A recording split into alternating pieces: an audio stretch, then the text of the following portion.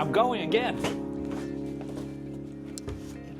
His biggest strength is his greatest weakness. He's always climbing.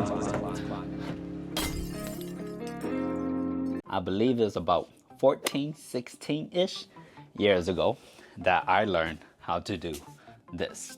And when I learned how to do this, the reason why I wanted to learn how to do this in the first place was I saw one of my friends do it and I was like, oh my God, that's incredible. How do you do that? And his explanation for how he did it went something like this. Well, if you put your leg here, and then you put your other leg here, you could do it. Obviously, at that point in time, I couldn't do it. But let me share what I did as a young guy who was just solid, thought it was really cool. And I believe it took me only about, give or take, 14 days to get it. The first major roadblock that I encountered was probably a very similar one that you've encountered, which all goes something like this. We all begin by being able to place one leg on top of the other. First leg is never the problem. The problem arises from when we try to bring that second leg on top. For most people, it's not impossible to use your hands and just arch and yank that leg on top of the knee. At that point in time, you're thinking, hey, I could do it if I use my hands, but I can't conceive on how to bring up the other leg without the use of my hands. That brings us into what I first did. Inside my very logical child brain, I was like, well, if I can't do it, I'll just keep doing it. Which went exactly something like this. We're gonna do both sides.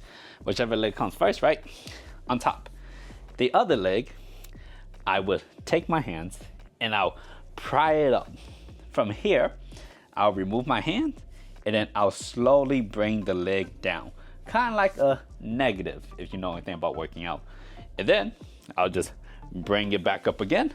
And then I'll do a negative, bringing it down. Of course, I'm over here and then I'm gonna switch my legs to the other side. Everyone will have a preferred side that they like.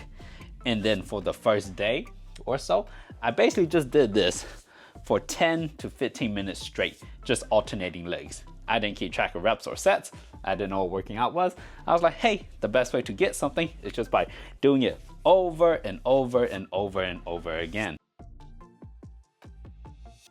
After I was able to more or less comfortably bring my leg up to my knee, let it rest there for a couple seconds, and then bring it back down, it was time to try to do a concentric using the assistance of earth, knee, a lot of twisting. It often went something like this, right? I'll bring it up, whew, I'll work on my negative. Nice, slow, just inching it down. Once I got to the floor, I then started to caterpillar my leg back on using many of body variations. Right now, I make it look a little bit easier, but back then it was more like,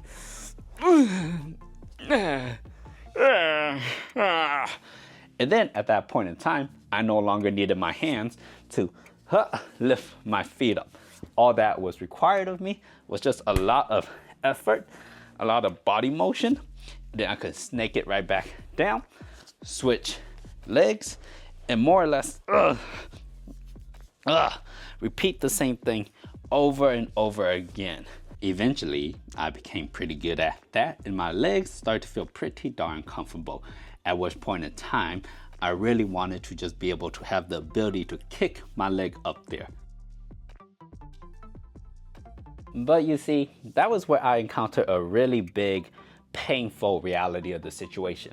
That reality being, hey, even though now I could get into the position relatively easily and I could get out nice and smooth, anytime I try to kick up the leg, what ends up happening, and it did happen on multiple occasions, was I'll take this strong heel and I'll bang on my shins because I couldn't get enough height to bring my leg over. Luckily, eventually, at some point in time, after a day or two, I realized, hey, you know what?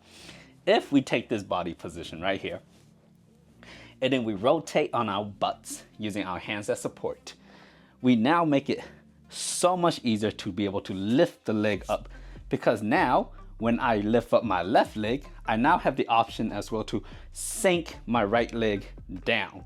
So with the action of sinking the right leg down, and lifting the left leg up, I'm able to create this space for the leg to slide up smoothly without me hitting my shin.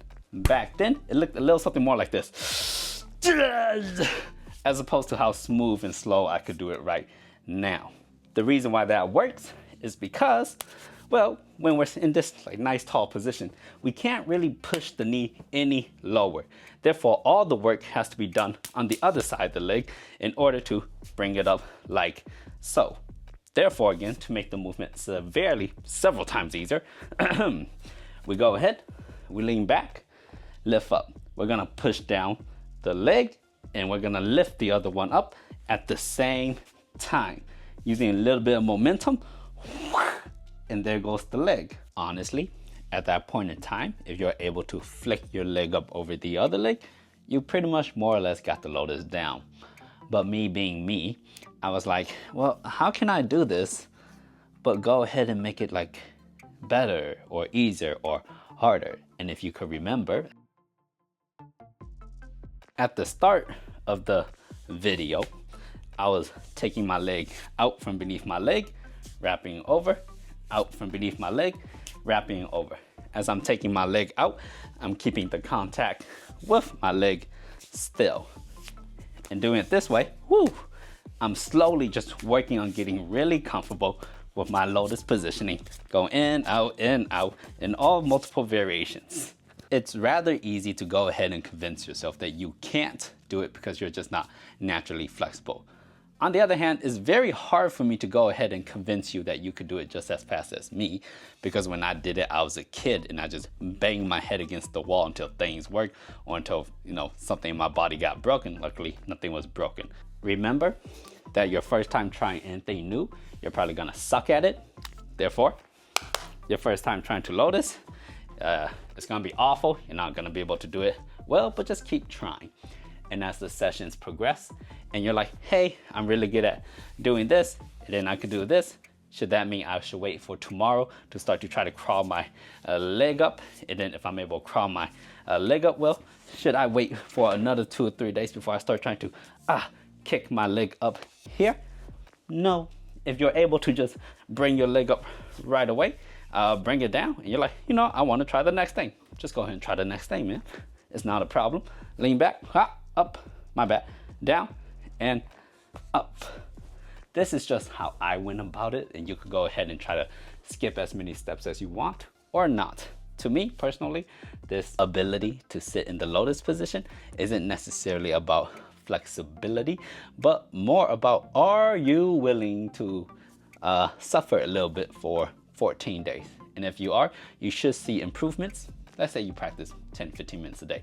You should see improvements damn near every single day, unless you get sore. In that case, you might regress a little bit. That right there is the video on how to do a LOTUS. And for my next video, which should be here or here, somewhere, I'm gonna go ahead and teach you how, after several years of stretching, I still couldn't do the splits, but with a simple mind shift in a way of looking at stretching, I was able to learn how to do this in 2 weeks. Look forward to it.